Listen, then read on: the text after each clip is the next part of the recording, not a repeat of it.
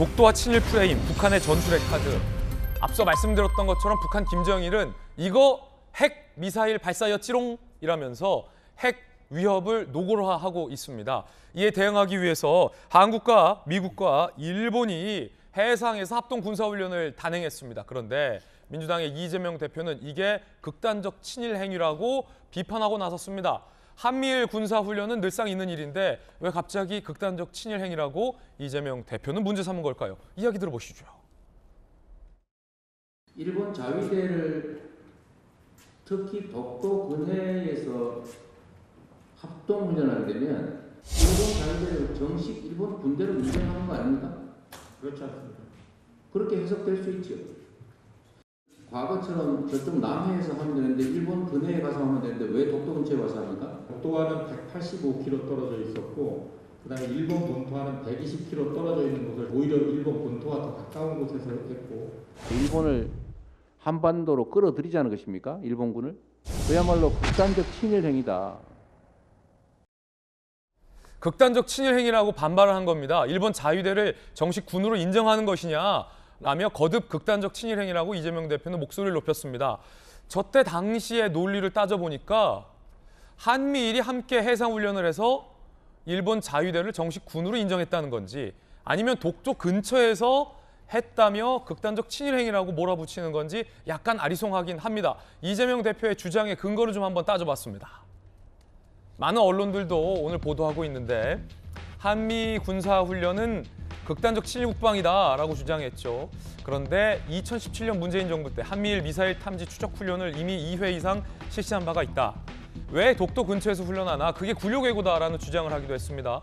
그런데 독도 근처라는 것은 일종의 프레임이라는 비판이 많습니다. 합동훈련이 실시된 곳은 독도에서 185, 일본 본토에서는 120km 떨어진 지점이다. 일본에서 더 가깝다는 거죠. 보기에 따라서는 일본 근처에서 우리 군과 미국 군이 군사훈련을 했다라고 볼 수 있는데 이재명 대표는 독도 근처다라고 콕 집어 주장을 했습니다. 엄밀히 거리로만 따지면 맞지 않는 이야기인데 독도 근처에 일본군을 끌어들였다라는 프레임이다라는 분석도 일각에선 제기되고 있습니다. 그러자 국민의힘에서는 아닌 밤중에 친일 타령이라며 죽창가 시즌2다라고 비판을 했습니다. 들어보시죠. 이재명 대표의 친일 운운은 죽창가 시즌2에 불과합니다.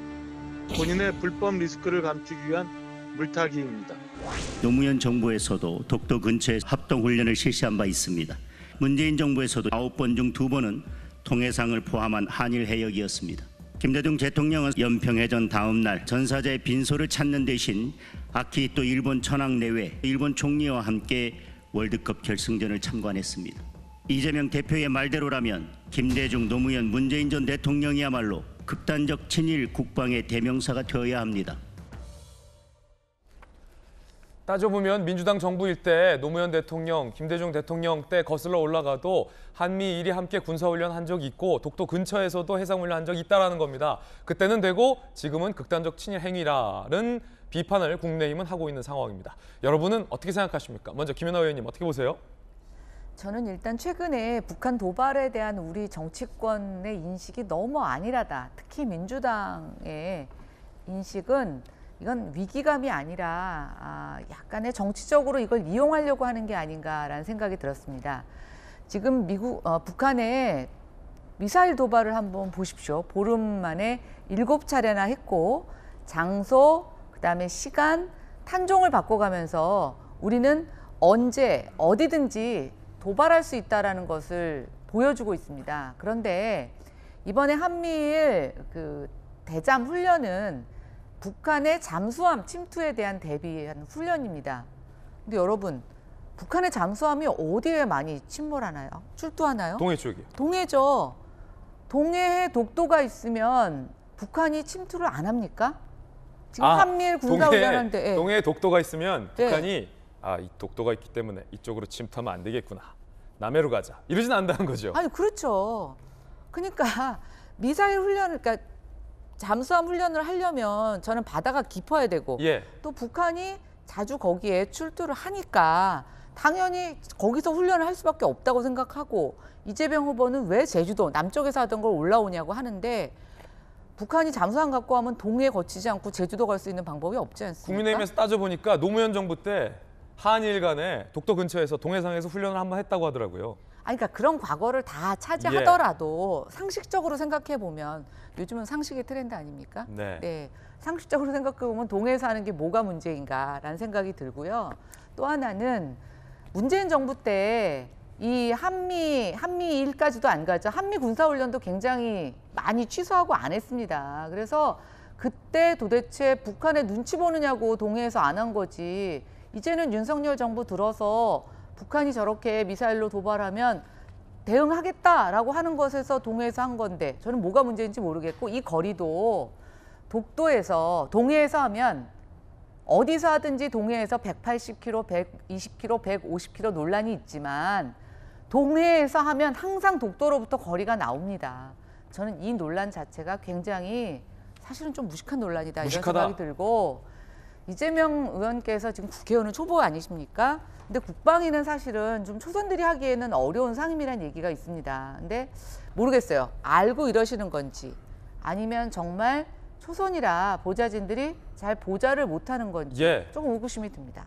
김연아 의원께서는 이 무식한 주장이다라고 강하게 비판했습니다. 민주당의 의견 한번 들어보겠습니다. 전재수 의원님, 따져보니까 노무현 정부 때도 독도 근처에서 훈련을 했고 한반도 근처에 왜 일본군이 있느냐라고 이재명 대표가 주장을 하시기에는 김대중, 노무현, 문재인 정부 때에도 다 한반도에서 한미일 해상 훈련을 한 바가 있어요. 잘 모르시고 하시는 말씀입니까? 네, 일단은 제1야당 대표 또 대통령 후보로 나왔던 분 아닙니까? 1600만 표를 득표를 했던 분인데 뭐 무식한 소리다 이렇게 뭐 단정적으로 말씀하시는 것은 좀 예의에 좀 어긋나는 말씀이다. 이 말씀을 먼저 좀 드리고요. 일단은 그 윤석열 대통령께서 대선 캠페인 과정 중에 어떤 말씀을 하셨냐면 일본과 관련해 가지고 유사시에 일본 자위대가 한반도에 전개될 수 있다, 진입할 수 있다라는 말씀을 하셨습니다. 심각한 발언이죠. 예를 들면은 일본에 이 현관문 열어주면 일본은 호시탐탐 안방으로 들어오려고 호시탐탐 노리고 있죠. 특히 일본은 1980년대까지 구가하던 세계 2위의 경제대국에서 경제력이 지금 완전히 폭망한 상태 아닙니까? 지금 1인당 구매력 기준으로 보자면 이미 대한민국이 일본의 경제력을 넘어섰다라고 볼 수도 있는 것이죠.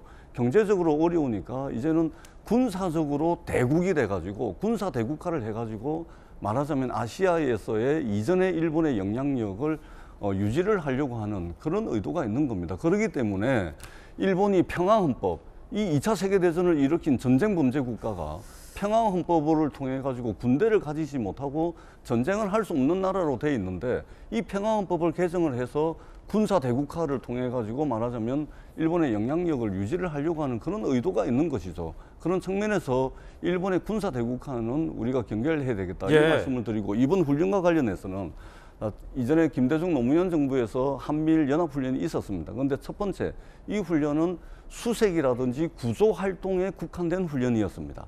대잠수함 훈련이라든지 대미사일 요격 훈련과 같은 공격적 훈련이 아니었다라는 말씀을 드리고요.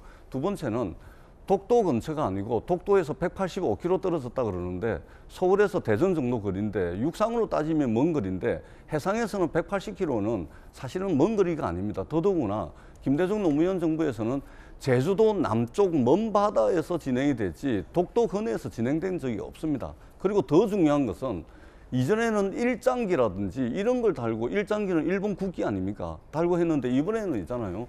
우길기를 달고 훈련을 했습니다. 우길기가 뭐냐면은 2차 세계대전 중에 일본군이 이 전쟁을 치르면서 내걸었던 일본 그 제국주의 군대의 군기입니다. 군기. 그래서 우리가 잘 알고 있듯이 2차 세계대전을 일으켰던 독일 나치 같은 경우 나치를 상징하던 하켄크로이츠 같은 경우는 이 사용이 엄격하게 금지되어 있습니다. 그런데 버젓이 제국주의 일본 군대의 상징 깃발인 우길기를 내걸고 한미일 연합훈련을 한다?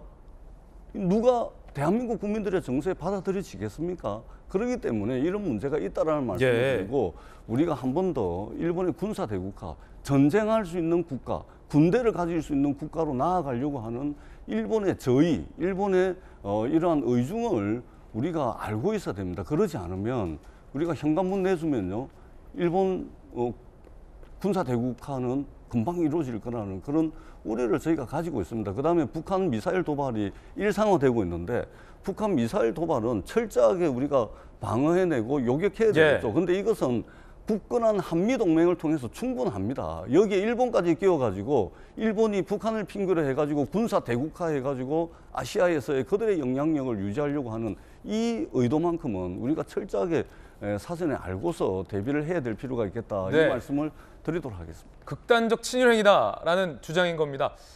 제가 국방부 출입기자로서 노무현 정부 때 독도 근처에서 해상훈련 한 적 없으시다고 말씀하셨지만 노무현 정부 때도 제주도 남쪽 먼 바다. 독도 근처에서 해상훈련 한 적이 있습니다. 네, 그거 한번 체크를 해주시기 바라겠습니다.